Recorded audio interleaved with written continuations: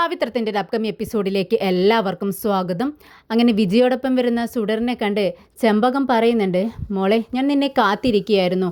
നിനക്കുള്ള പാലെല്ലാം ഞാൻ ടേബിളിൽ എടുത്ത് വെച്ചിട്ടുണ്ട്, ഞാൻ എടുത്തു തരാം, നീ എൻ്റെ അടുത്തേക്ക് വാ എന്ന് പറഞ്ഞുകൊണ്ട് സുഡറിനെ നോക്കിക്കൊണ്ട് ചെമ്പകം വിളിക്കുന്നുണ്ട്. എന്നാൽ ചെമ്പകത്തെ കണ്ടതും സുഡറിൻ്റെ മുഖമെല്ലാം മാറുന്നുണ്ട്, ദേഷ്യം വരുന്നുണ്ട്. സുഡർ പറയുന്നുണ്ട്, വേണ്ട, എനിക്ക് നിങ്ങളെ ഇഷ്ടമല്ല, നിങ്ങൾ എനിക്ക് ഒന്നും എടുത്തു തരുകയും വേണ്ട, എനിക്കെൻ്റെ വിജയമ്മയുണ്ട്, വിജയമ്മ എനിക്ക് ഭക്ഷണം എടുത്ത് തന്നാൽ മതി. ഇത് കേട്ടതും വിജിക്ക് വിഷമാവുന്നുണ്ട്. വിജി പറയുന്നുണ്ട്, എന്താ മോളെ, മുതിർന്നവരോട് ഇങ്ങനെയാണോ സംസാരിക്കേണ്ടത്? ഞാൻ നിനക്ക് പറഞ്ഞു തന്നിട്ടുള്ളതല്ലേ. സോറി ചെമ്പകം, നീയുമായി മോള് അത്ര അടുത്തിട്ടില്ലല്ലോ. പിന്നെ മോൾക്കുള്ള വിഷമം എന്തെന്ന് വെച്ചാൽ, അന്ന് മോൾ ചോക്ലേറ്റ് ഫ്രിഡ്ജിൽ നിന്നും എടുത്ത സമയത്ത് നീ തടഞ്ഞില്ലേ, അത് മോളുടെ മനസ്സിൽ നിന്നും പോയിട്ടില്ല. അവൾ കുഞ്ഞല്ലേ, കുട്ടികൾ അങ്ങനെയാണ്. പെട്ടെന്ന് മനസ്സിൽ വിഷമം തട്ടിയാൽ അത് പെട്ടെന്ന് മാറത്തില്ല. കുറച്ച് ക്ഷമിക്കണം നീ, പതിയെ എല്ലാം ശരിയാവും എന്ന് പറയുന്നുണ്ട്. അങ്ങനെ മോൾക്കുള്ള ഭക്ഷണവുമായി റൂമിലേക്ക് പോകുന്നുണ്ട് വിജി. റൂമിലെത്തിയതും മോൾ ഒരു ടവലെടുത്തിട്ട് ബാത്റൂമിലേക്ക് പോകുന്നുണ്ട്. ഇത് കണ്ടതും ചെമ്പകം പെട്ടെന്ന് മോളുടെ അടുത്തെത്തുന്നുണ്ട്. എന്നിട്ട് പറയുന്നുണ്ട്, ഇതേ മോളെ, ആ ടവൽ ഇങ്ങോട്ടേക്ക് താ, ഞാൻ നിന്നെ മേല് കഴുകിക്കാം. ഇത് കേട്ടതും സുഡർ പറയുന്നുണ്ട്, വേണ്ട, എൻ്റെ വിജയമ്മയാണ് ഇത്രയും ദിവസം എനിക്ക് അതെല്ലാം ചെയ്തു തന്നിരുന്നത്, എൻ്റെ കാര്യങ്ങളെല്ലാം വിജയമ്മ നോക്കിയാൽ മതി എന്ന് പറയുന്നു. ഇത് കേട്ടതും വിജി അവരുടെ അടുത്തേക്ക് വരുന്നുണ്ട്. എന്നിട്ട് ചെമ്പകത്തോട് ചോദിക്കുന്നുണ്ട്, എന്ത് പറ്റി ചെമ്പകം, എന്താ നിങ്ങൾ പറയുന്നത്? എന്ത് മോളെ മേല് കഴിയിക്കുന്നത് ഞാൻ ചെയ്തു കൊടുക്കാമെന്ന് പറയുമായിരുന്നു, പക്ഷെ മോള് സമ്മതിക്കുന്നില്ല. ഇത് കേട്ടതും വിജി പറയുന്നുണ്ട്, മോള് കുറച്ച് സമയം കഴിഞ്ഞതും അതെല്ലാം ഓക്കെ ആവും. സംഭവം ഇപ്പോൾ വന്നതല്ലേ ഉള്ളൂ, മോൾക്ക് നീയുമായിട്ട് അത്ര അടുത്തിട്ടില്ലല്ലോ, അതുകൊണ്ടാണ് ഇങ്ങനെയെല്ലാം എന്ന് പറഞ്ഞുകൊണ്ട് അവരെ ആശ്വസിപ്പിക്കുന്നുണ്ട്. എന്നാൽ ഇതൊന്നും ചെമ്പകത്തിന് ഇഷ്ടപ്പെടുന്നില്ല. ചെമ്പകത്തിന് സുഡറിൻ്റെ സ്വഭാവം കണ്ടിട്ട് ദേഷ്യമാണ് വരുന്നത്. അങ്ങനെ വിജി മോൾക്ക് ഭക്ഷണം കൊടുത്തതിന് ശേഷം മോളുടെ തുണികളെല്ലാം അലക്കി ടെറസിൽ വിരിച്ചിടട്ടെ എന്ന് ആലോചിച്ച് മുകളിലേക്ക് കയറി ചെല്ലുവാണ്. അന്നേരം ചെമ്പകം പെട്ടെന്ന് വിജിയുടെ അടുത്തേക്ക് ചെല്ലുന്നുണ്ട്. വിജി ചേച്ചി, അതിങ്ങോട്ടേക്ക് തന്നോളൂ, മോളുടെ ഡ്രസ്സല്ലേ, ഞാൻ അയലിൽ വിരിച്ചിട്ടോളാം എന്ന് പറയുന്നുണ്ട്. എന്നാൽ വിജി പറയുന്നുണ്ട്, എന്താ ചെമ്പകം ഇത്, ഇത്രയും ചെറിയ കാര്യങ്ങൾ പോലും എന്നെക്കൊണ്ട് ചെയ്യിക്കില്ലെന്ന് വെച്ചാൽ അത് വളരെ ബുദ്ധിമുട്ടുള്ള കാര്യമാണ്, ഇതൊക്കെ എനിക്ക് ചെയ്യാനുള്ള കാര്യം മാത്രമേ ഉള്ളൂ എന്ന് പറഞ്ഞുകൊണ്ട് വിജി മുകളിലേക്ക് കയറി പോകുന്നുണ്ട്. എന്നാൽ ഇത് കണ്ട് ദേഷ്യം വന്ന ചെമ്പകം ചിന്തിക്കുന്നുണ്ട്, ഓഹോ, ഇവരെ ഇങ്ങനെ വിട്ടാൽ പറ്റത്തില്ലല്ലോ, മോളുടെ ഏതൊരു കാര്യത്തിനും ഇവർ മതി, മേഡമാണെങ്കിലും അങ്ങനെ തന്നെ. അപ്പോൾ ഇതിന് എന്തെങ്കിലും ഒരു തീരുമാനമുണ്ടാക്കണം. എന്തായാലും ഞാനിവിടെ വന്നത് വേദയെ കൊല്ലാൻ വേണ്ടി മാത്രമാണ്. ആ ഒരു കാര്യം ഇവിടെ നടത്തണമെങ്കിൽ ഇവരിവിടെ ഇല്ലാതായിരിക്കണം. ആദ്യം ഇവരെയാണ് തീർക്കേണ്ടത്. എന്തായാലും എന്ത് ചെയ്യണമെന്ന് ഞാൻ തീരുമാനിക്കുമെന്ന് പറഞ്ഞുകൊണ്ട് ഒരു കപ്പ് കാപ്പിയുമായി മുകളിലേക്ക് ചെല്ലുവാണ്. വിജിയാണെങ്കിൽ മോളുടെ ഡ്രസ്സെല്ലാം അയൽ വിരിച്ചതിന് ശേഷം ഫോൺ നോക്കിക്കൊണ്ട് ബാൽക്കണിയിൽ നിൽക്കുകയാണ്. ഇത് കണ്ട ചെമ്പകം മനസ്സിൽ ചിന്തിക്കുന്നുണ്ട്, ഇവിടെ നിന്നും താഴേക്ക് അവരെ തള്ളിയിട്ടാൽ അവർ പോലും അറിയില്ല ഞാനാണ് ഈ കാര്യം ചെയ്തതെന്ന്. എന്നാൽ പെട്ടെന്ന് അതങ്ങ് ചെയ്തേക്കാം എന്ന് മനസ്സിൽ ചിന്തിച്ചുകൊണ്ട് പെട്ടെന്ന് വിജിയുടെ അടുത്തേക്ക് ചെല്ലുന്നുണ്ട്. പതിയെ അവിടെ അടുത്തെത്തിയതും വിജിയുടെ തൊട്ട് പിറകിലെത്തി അവരങ്ങ് തള്ളാൻ വേണ്ടി കൈയെടുത്തതും പെട്ടെന്ന് വിജി അങ്ങ് തിരിഞ്ഞു നോക്കുവാണ്. ചെമ്പകത്തെ കണ്ടതും ആകെ ഭയത്തോടു കൂടി പിറകോട്ടങ്ങ് മാറുന്നുണ്ട് വിജി. എന്നിട്ട് ചോദിക്കുന്നുണ്ട്, എന്താ ചെമ്പകം, എന്തിനാ എൻ്റെ അടുത്ത് ഇത്രയും തൊട്ടടുത്ത് വന്ന് നിന്നത്? നീ കൈയെടുത്ത് എന്തോ ചെയ്യാൻ വേണ്ടി നോക്കിയതല്ലേ, എന്താ കാര്യമെന്ന് ചോദിക്കുന്നു. ഇത് കേട്ടതും ചെമ്പകം പെട്ടെന്ന് ഉള്ള ഒരു വിജിയുടെ ഭാഗത്തു നിന്നുള്ള ഒരു പെരുമാറ്റമായതുകൊണ്ട് പെട്ടെന്ന് അവളാകെ പേടിക്കുന്നുണ്ട്. എന്നിട്ട് പറയുന്നുണ്ട്, അത് മാഡം, ഞാനൊരു കാര്യം ചോദിക്കാൻ വേണ്ടി വന്നതാണ്. അല്ല, നമ്മുടെ വേദമേഡം ഇപ്പോൾ എത്തുമല്ലോ, അവർക്ക് എന്താ ഭക്ഷണം പാകം ചെയ്ത് വെക്കേണ്ടത്? ഇത് കേട്ടതും വിജി പറയുന്നുണ്ട്, ഓ, ഇത് ചോദിക്കാനാണോ നീ ഇവിടെ വന്നത്? അത് ശരി, എന്തിനാ ഇപ്പം തന്നെ പാകം ചെയ്ത് വെക്കുന്നത്? ഇനിയും വരാൻ സമയമുണ്ടല്ലോ, എന്ത് ചെയ്യണമെന്ന് ഞാൻ പറയാം. അപ്പോഴേക്കും ചെമ്പകം തൻ്റെ കയ്യിലുണ്ടായിരുന്ന കാപ്പിയെടുത്ത് വിജിക്ക് കൊടുക്കുന്നുണ്ട്. ഇതെന്തിനാണ് ഇങ്ങോട്ടേക്ക് കൊണ്ടുവന്നത്? അത് വിജി ചേച്ചി ഇവിടെ നിൽക്കുമല്ലേ, അതുകൊണ്ട് വന്നതാണ്. എനിക്ക് അങ്ങനെയൊന്നുമില്ല, ഇവിടെ കൊണ്ടുവരണം എന്ന് ഒരു നിർബന്ധവുമില്ല. കുറച്ച് ചൂടാറിയാലും എനിക്ക് കുഴപ്പമൊന്നുമില്ല, ഞാൻ താഴെ വന്ന് കുടിച്ചോളും എന്ന് പറയുമ്പോൾ, എന്തായാലും ഞാൻ കൊണ്ടുവന്നില്ലേ, നിങ്ങൾ കഴിച്ചോളൂ എന്ന് പറഞ്ഞുകൊണ്ട് അത് കൊടുക്കുന്നുണ്ട്. ഇതേ സമയം വലിയൊരു പാർട്ടിക്കാർ വിക്രമിനെ വിളിച്ച് സംസാരിക്കണമെന്ന് പറഞ്ഞതുകൊണ്ട് വിക്രം അവർ പറഞ്ഞ സ്ഥലത്തേക്ക് ചെല്ലുന്നു. അവിടെ എത്തിയതും അവർ വിക്രമിനോട് പറയുന്നുണ്ട്, ഞങ്ങളിവിടുത്തെ അമ്പലങ്ങളിലുള്ള വിഗ്രഹങ്ങളെല്ലാം കടത്തിക്കൊണ്ടുപോയി ഒരു സ്ഥലത്ത് സൂക്ഷിച്ചിട്ടുണ്ട്. കോടികൾ വിലമതിക്കുന്നതാണ്. പക്ഷേ അത് ഇവിടെ നിന്നും ഞങ്ങളെ പുറത്തേക്ക് കടത്തിക്കൊണ്ടുപോകണം. ഷിപ്പിൻ്റെ അടുത്ത് എത്തിച്ചാൽ മതി. അതിന് നിൻ്റെ ടീം ഓക്കെ ആണോ എന്ന് ചോദിക്കുകയാണ്. ഇത് കേട്ടതും വിക്രമാകെ ഞെട്ടുന്നുണ്ട്. വിക്രമിന് ദേഷ്യമാണ് വരുന്നത്. വിക്രമും ഫ്രണ്ട്സും അദ്ദേഹത്തിൻ്റെ കഴുത്തിന് പിടിക്കുന്നുണ്ട്. എന്നിട്ട് ചോദിക്കുന്നുണ്ട്, എവിടെയാടാ നിങ്ങളത് വെച്ചിരിക്കുന്നത്? പറയടാ, എന്തിനാടാ നിങ്ങളിതെല്ലാം ചെയ്യുന്നത്? ഈ രാജ്യത്തോട് ചെയ്യുന്ന ഒരു ക്രൂരതയല്ലടാ ഇത് എന്ന് ചോദിച്ചുകൊണ്ട് അദ്ദേഹത്തെ പെരുമാറാൻ വേണ്ടി ശ്രമിക്കുകയാണ്. പെട്ടെന്ന് അദ്ദേഹത്തിൻ്റെ ഫോൺ അടിക്കുന്നുണ്ട്. അതെടുത്ത് നോക്കുകയാണ്. പ്ലീസ് സാർ, പ്ലീസ് ഞാൻ ഈ ഫോണൊന്ന് എടുത്തോട്ടെ, വിദേശത്ത് നിന്ന് വിളിക്കുന്നവരാണ്, അതിനുശേഷം നമുക്ക് സംസാരിക്കാമെന്ന് പറയുന്നുണ്ട്. അങ്ങനെ വിക്രം തൻ്റെ ഫ്രണ്ട്സിനോട് പറയുന്നുണ്ട്, നിനക്ക് അദ്ദേഹം എന്താ ചെയ്യുന്നതെന്ന് നമുക്ക് നോക്കാലോ എന്ന് പറയുന്നുണ്ട്. ഉടനെ തന്നെ ഫോണിൽ സംസാരിച്ചുകൊണ്ട് വിക്രമിനോട് പറയുന്നുണ്ട്, എനിക്കൊന്ന് വാഷ്റൂമിൽ പോകണം. അങ്ങനെ ശരി, എന്നാൽ വാഷ്റൂമിൽ പോയിട്ട് പെട്ടെന്ന് ഇങ്ങോട്ടേക്ക് വാ എന്ന് പറയുന്നു. അങ്ങനെ വാഷ്റൂമിലേക്ക് പോകുന്ന അദ്ദേഹത്തെ പിന്നീട് കാണാൻ കഴിയുന്നില്ല. സംശയം തോന്നി വിക്രം നോക്കുന്ന സമയത്ത് അവിടെ ആരെയും തന്നെ കാണുന്നില്ല. അങ്ങനെ ഇദ്ദേഹം ചെല്ലുന്നത് പിന്നീട് പരമുവിൻ്റെ അടുത്തേക്കാണ്. അങ്ങനെ പരമുവുമായി ഈ ഡീൽ അങ്ങ് ഉറപ്പിക്കുകയാണ്. പരമു വളരെ സന്തോഷത്തോടു കൂടി ഇത് ചെയ്തു തരാമെന്ന് പറയുന്നുണ്ട്.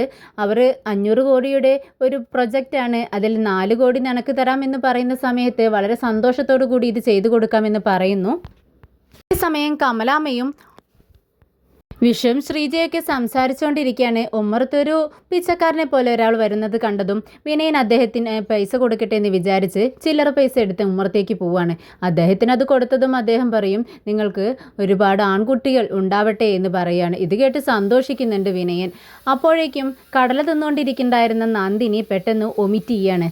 ഒമിറ്റ് ചെയ്യുന്നത് കണ്ടതും വിനയൻ സന്തോഷിക്കുന്നുണ്ട്. വിനയൻ ഓടി വരുവാണ്. അമ്മേ, ദേ ഉമ്മറത്ത് നിന്നും അയാൾ എന്നോട് ഇപ്പോൾ പറഞ്ഞതേ ഉള്ളൂ എനിക്ക് ആൺകുട്ടികളാണ് ഉണ്ടാവുന്നതെന്ന്. ദേ അപ്പോഴേക്കും നന്ദിനി ഇതേ വോമിറ്റ് ചെയ്യുന്നു എന്ന് പറഞ്ഞുകൊണ്ട് എല്ലാവരും വളരെ സന്തോഷത്തോടു കൂടി നമ്മുടെ നന്ദിനിയുടെ അടുത്തേക്ക് ചെല്ലുവാണ്. അപ്പോഴേക്കും കമലാമ്മ പെട്ടെന്ന് ചെന്ന് പഞ്ചസാര എടുത്ത് കൊണ്ടുവരുന്നുണ്ട്. എന്നിട്ട് നന്ദിനിയുടെ നാവിലിട്ട് കൊടുക്കുവാണ്. ഇത് കണ്ടതും നന്ദിനി ചോദിക്കുന്നുണ്ട്, എന്തിനാ വോമിറ്റ് ചെയ്യുമ്പോൾ ഇങ്ങനെയൊക്കെ ചെയ്യുന്നതെന്ന് ചോദിക്കുമ്പോൾ നമ്മുടെ ശ്രീജ പറയുന്നുണ്ട്, ഇത് നല്ലൊരു കാര്യമല്ലേ, നമുക്ക് പെട്ടെന്ന് ഹോസ്പിറ്റലിലേക്ക് പോവാം, അധികം താമസിപ്പിക്കേണ്ട, നമുക്ക് ഇപ്പോൾ തന്നെ പോവാം എന്ന് പറയുന്നു. ഇത് കേട്ടതും നന്ദിനി പറയുന്നുണ്ട്, ഞാൻ കടല തിന്നതിനും അതിൽ ഒരു വേസ്റ്റായിട്ടുള്ളൊരു കടല ഉണ്ടായിരുന്നു, അത് കടിച്ചപ്പോൾ അതിൻ്റെ ചുവ എനിക്ക് പറ്റിയില്ല, അതുകൊണ്ടാണ് എനിക്ക് വൊമിറ്റിംഗ് ടെൻഡൻസി വന്നതെന്ന് പറയുന്നുണ്ട്.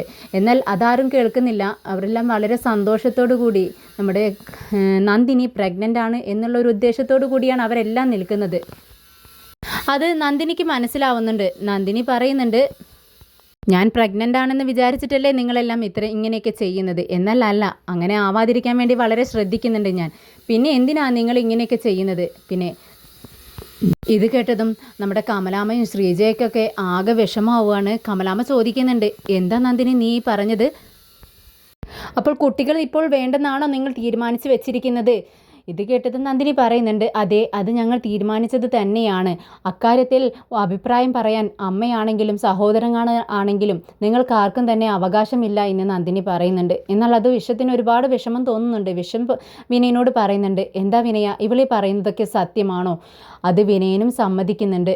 ഉടനെ തന്നെ കമലാമ്മ പറയുന്നുണ്ട്, നന്ദിനി ഇതൊന്നും ശരിയല്ല കേട്ടോ, നിനക്ക് പ്രായം കൂടി വരുവാണ്, ഇതെല്ലാം ഓരോ പ്രായത്തിൽ സംഭവിക്കേണ്ട കാര്യങ്ങളാണ്, നീ എന്തിനാണ് ഇതിങ്ങനെ തള്ളിക്കൊണ്ട് നടക്കുന്നതെന്ന് ചോദിക്കുന്നു.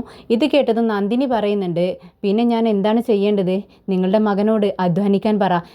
എനിക്ക് നല്ലൊരു വീടും ഫ്രിഡ്ജ്, വാഷിംഗ് മെഷീൻ, അങ്ങനെ എല്ലാ സുഖസൗകര്യങ്ങളുമുള്ള ഒരു വീട്, അതാണ് എൻ്റെ ആവശ്യം. ആ വീട്ടിൽ വേണം ഞങ്ങളുടെ മക്കൾ വളരാൻ. അങ്ങനെ ഉണ്ടെങ്കിൽ മാത്രമേ ഈ പറഞ്ഞ കാര്യങ്ങളൊക്കെ നടക്കത്തുള്ളൂ, അല്ലെങ്കിൽ ഒരിക്കലും നടക്കില്ല എന്ന് പറഞ്ഞുകൊണ്ട് നന്ദിനി റൂമിലേക്ക് പോകുന്നുണ്ട്. എന്നാൽ ഇത് കേട്ട് വിനയനും വിഷമാവുന്നുണ്ട്. വിനയൻ എല്ലാവരുടെയും മുഖത്തേക്ക് വളരെ സഹതാപത്തോടു കൂടി നോക്കുന്നുണ്ട്.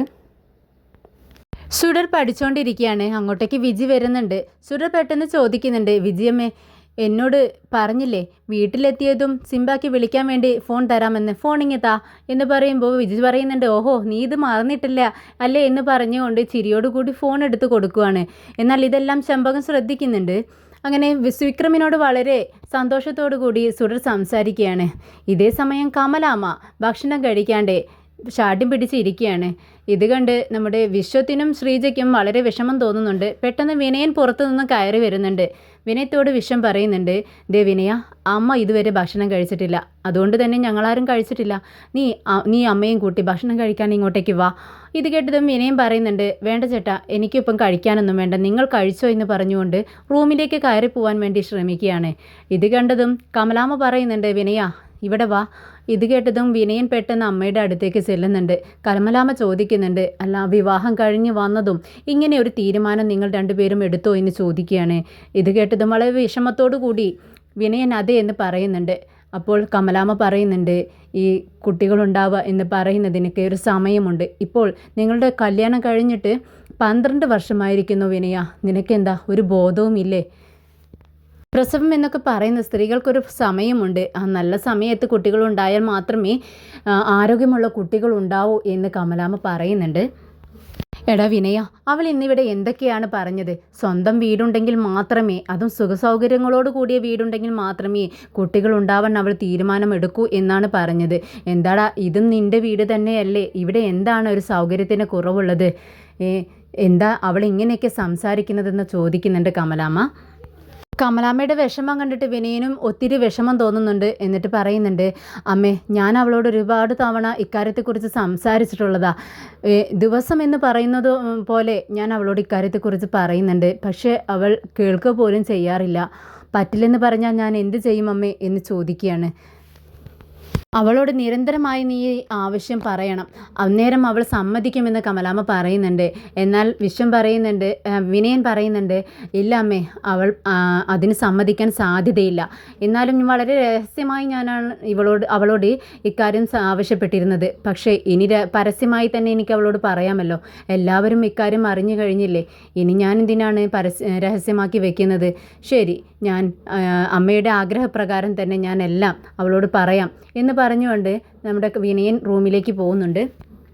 അങ്ങനെ രാജേട്ടനും അനിയൻകുട്ടനും ഒക്കെ വിക്രമിനോട് പറയുന്നുണ്ട്, എന്തായാലും അമ്പലത്തിൽ നിന്നും ഇങ്ങനെ വിഗ്രഹങ്ങളെല്ലാം മോഷ്ടിച്ച് കേരളത്തിൽ സൂക്ഷിച്ചിരിക്കുന്നുണ്ട് വിവരം നമുക്ക് സാറിനെ അറിയിക്കാം. അഭിലൻ സാറിനെ അറിയിച്ചു കഴിഞ്ഞാൽ അവർ പോലീസിനെ കൂട്ടി എല്ലാ റെയ്ഡും നടത്തിക്കോളും എന്ന് കണ്ടുപിടിച്ചോളും എന്ന് പറയുന്നു. എന്നാൽ ഇത് കേട്ട് നമ്മുടെ വിക്രം പറയുന്നുണ്ട്, ഇത് പറയാനായി ഞാൻ അങ്ങോട്ടേക്ക് ചെല്ലുന്ന നിമിഷം ആദ്യം തന്നെ പറയുന്ന കാര്യം എന്താണെന്ന് കേൾക്കാൻ സമ്മതിക്കാതെ എന്നെ പിടിച്ച് അകത്തിടും. നിങ്ങൾക്ക് അദ്ദേഹത്തിൻ്റെ സ്വഭാവം അറിയാവുന്നതല്ലേ, അതുകൊണ്ട് ആ പ്ലാനിങ് ഉപേക്ഷിച്ചേക്ക്, വേറെന്തെങ്കിലും കുറിച്ച് ചിന്തിക്കുമെന്ന് പറയുമ്പോൾ പെട്ടെന്ന് രാജേട്ടൻ പറയുന്നുണ്ട്, എന്നാൽ വിക്രം നമുക്ക് വേദയോട് തന്നെ കാര്യം പറയാം. വേദയോടോ എന്ന് സംശയത്തോടു കൂടി വിക്രം ചോദിക്കുന്നുണ്ട്. ഉടനെ നമ്മുടെ രാജേട്ടൻ പറയുന്നുണ്ട്, അതേ വേദയോട് തന്നെ. വേദയും നീയുമായി പേഴ്സണലായിട്ടുള്ള പ്രശ്നങ്ങൾ മാത്രമല്ലേ ഉള്ളൂ, പക്ഷേ ഇങ്ങനെയുള്ള കാര്യങ്ങളെല്ലാം നീ ചെയ്യുന്ന സമയത്ത് അതെല്ലാം വേദയ്ക്ക് ഒരുപാട് വിശ്വാസമുള്ള കാര്യങ്ങളാണ്. ഇത്തരത്തിലുള്ള കാര്യങ്ങളിൽ നിന്നെ അവൾ ഒരുപാട് വിശ്വസിക്കുന്നുണ്ട്. അതുകൊണ്ട് നമുക്ക് വേദയെ അറിയിക്കാമെന്ന് വിക്രമിനോട് രാജേട്ടൻ പറയുന്നുണ്ട്. അപ്പോൾ വിക്രം ചിന്തിക്കുന്നുണ്ട്, അതെ, നിങ്ങൾ പറയുന്നത് ശരിയാണ്, എങ്കിൽ നമുക്ക് ആ വഴിക്കൊന്ന് ചിന്തിക്കാമെന്ന് പറയുന്നുണ്ട്. എങ്കിൽ ശരി, ഇന്ന് തന്നെ വേദക്കാര്യം അറിയിക്കാമെന്ന് പറഞ്ഞുകൊണ്ട് വിക്രം പെട്ടെന്ന് വേദയുടെ ഓഫീസിലേക്ക് ചെല്ലുന്നുണ്ട്. എന്നാൽ കളക്ടർ ഓഫീസിലായതുകൊണ്ട് തന്നെ കളക്ടർ വളരെ തിരക്കിലായിരുന്നു വേദ. എന്നാൽ പുറത്തു നിന്നും ആ സെക്യൂരിറ്റി അകത്ത് ചെന്ന് വേദയോട് പറയുന്നുണ്ട്, വിക്രം കാണാൻ വന്നിട്ടുണ്ട് എന്ന് പറയുന്ന സമയത്ത് തന്നെ വേദ ചിന്തിക്കുന്നുണ്ട്, ഓഹോ, വീട്ടിൽ വന്ന് കാണാൻ പാടില്ല എന്ന് പറഞ്ഞതും അവൻ ഓഫീസിൽ വന്ന് ശല്യം ചെയ്യാൻ തുടങ്ങുവാണോ? എങ്കിൽ ശരി, നിങ്ങൾ എന്നെ കാണാൻ പറ്റില്ല, ഞാൻ അല്പം തിരക്കിലാണ്, കുറച്ച് വെയിറ്റ് ചെയ്യേണ്ടി വരുമെന്ന് പറയൂ എന്ന് പറയുന്ന സമയത്ത് വിക്രം അവിടെ വെയിറ്റ് ചെയ്യുകയാണ്. ഒരു 2 മിനിറ്റ് മതി എന്നൊക്കെ പറഞ്ഞു നോക്കുന്നുണ്ട്, പക്ഷേ സെക്യൂരിറ്റി സമ്മതിക്കുന്നില്ല. അങ്ങനെ വിക്രം വൈകുന്നേരം വരെ അവിടെ വെയിറ്റ് ചെയ്യുകയാണ്. അങ്ങനെ വേദ റൂമിൽ നിന്നും പുറത്തേക്ക് ഇറങ്ങി വരുന്നുണ്ട്. അന്നേരം വേദയുടെ പിറകെ ചെല്ലുന്നുണ്ട് വിക്രം. പ്ലീസ് വേദ, ഒരു 2 മിനിറ്റ്, എനിക്ക് അത്യാവശ്യമായ ഒരു കാര്യം പറയാനുണ്ട്. ഇത് നമ്മൾ തമ്മിലുള്ള വിഷയമല്ല, ഇത് പൊതുമക്കളുടെ വിഷയമാണെന്ന് പറയുന്നു. ഇത് കേട്ടതും വേദ പറയുന്നുണ്ട്, ആരുടെ വിഷയമാണെങ്കിലും അടുത്ത ആഴ്ച വാ, എനിക്ക് ഒട്ടും താല്പര്യമില്ല, കേൾക്കാൻ സമയമില്ല എന്ന് പറഞ്ഞുകൊണ്ട് പെട്ടെന്ന് അവിടെ നിന്നും ഇറങ്ങി പോകുന്നുണ്ട്. വേദ വീട്ടിലേക്ക് കയറി വരികയാണ്. അന്നേരം സുഡർ പഠിച്ചുകൊണ്ടിരിക്കുന്നതാണ് കാണുന്നത്. വേദയെ കണ്ടതും സുഡർ ഓടി ചെന്ന് വേദ എന്ന് പറഞ്ഞുകൊണ്ട് വേദയെ കെട്ടിപ്പിടിക്കുന്നുണ്ട്. വേദയ്ക്ക് ഒരുപാട് സന്തോഷമാവുന്നുണ്ട്. മോളെ നീ എന്താണ് ചെയ്യുന്നത്? പഠിക്കുകയായിരുന്നോ? ഭക്ഷണമൊക്കെ കഴിച്ചോ എന്ന് ചോദിക്കുകയാണ്. ഞാൻ കഴിച്ചു വേദ എന്ന് പറയുന്നു. അപ്പോഴേക്കും ചെമ്പകം ഒരു കപ്പ് കാപ്പിയുമായി വേദയുടെ അടുത്തേക്ക് വരുന്നു. മേഡം വരുന്ന സമയം നോക്കി ഞാൻ കാപ്പി വെച്ചിരിക്കുകയായിരുന്നു എന്ന് പറയുവാണ്. അങ്ങനെ വേദയ്ക്ക് കാപ്പി കൊടുക്കുന്നുണ്ട്. അതിനിടയിൽ നമ്മുടെ സുഡറിനോട് ഓരോന്നൊക്കെ ചോദിക്കുന്നുണ്ട് വേദ. സുഡർ വളരെ സന്തോഷത്തോട് മറുപടി പറഞ്ഞുകൊണ്ടിരിക്കുന്ന സമയത്താണ് ചെമ്പകം പറയുന്നത്, മേഡം ഇല്ലാത്ത സമയത്ത് ഈ വിജി ചേച്ചി ഇവർക്ക് ഫോൺ കൊടുക്കുന്നുണ്ടെന്ന് പറയുന്നു. ഇത് കേട്ടതും വേദയ്ക്ക് ദേഷ്യം വരുന്നുണ്ട്. വേദ പറയുന്നുണ്ട്, ഇവർ പറഞ്ഞത് ശരിയാണോ ചേച്ചി? മോൾക്ക് ഫോൺ കൊടുത്തോ എന്ന് ചോദിക്കുകയാണ്. അത് ഞാൻ കുറച്ച് സമയം കൊടുത്തു, അവൾക്കൊരു 10 മിനിറ്റ് നേരത്തേക്ക്. അത് കേട്ടതും സുഡർ വേദ പറയുന്നുണ്ട്, എന്തിനാ ചേച്ചി ഇങ്ങനെയൊക്കെ ചെയ്യുന്നത്? ഞാൻ പറഞ്ഞിട്ടില്ലേ എപ്പോഴും മോൾക്ക് ഫോൺ കൊടുക്കാൻ പാടില്ലെന്ന്. ഉടനെ തന്നെ ചെമ്പകം പറയുന്നുണ്ട്, അല്ല മേഡം, മോൾക്ക് ഇങ്ങനെ ഫോൺ ഏത് നേരം കൊടുത്താൽ മോൾക്ക് അത് വളരെ പ്രശ്നമാവില്ലേ? മോളുടെ ആരോഗ്യത്തിനല്ലേ അത് കേട്? ചെറിയ കുട്ടികളെ എങ്ങനെ വളർത്തണമെന്ന് ഈ ചേച്ചിക്ക് അറിയില്ല എന്ന് പറയുകയാണ് ചെമ്പകം. അത് കേട്ട് നമ്മുടെ വേദിയും പറയുന്നുണ്ട്, ഇവർ പറയുന്നത് ശരിയല്ലേ ചേച്ചി? ഇവർ ഒരു ഗ്രാമത്തിൽ ജീവിച്ചിട്ടുള്ള സ്ത്രീയാണ്, എന്നിട്ടും ഇതെല്ലാം ഇവർക്കറിയാം. പക്ഷേ അതൊന്നും അറിയാത്തതുപോലെയാണല്ലോ ചേച്ചി ഓരോരോ കാര്യങ്ങൾ ചെയ്യുന്നത്. എന്തായാലും ഇനി ഇവർ പറയുന്നതനുസരിച്ച് ഞാൻ ജീവിക്കേണ്ട ഒരു അവസ്ഥ എനിക്ക് വരുത്തരുത് എന്ന് പറഞ്ഞുകൊണ്ട് അവിടെ നിന്നും വേദ എഴുന്നേറ്റ് പോവുകയാണ്.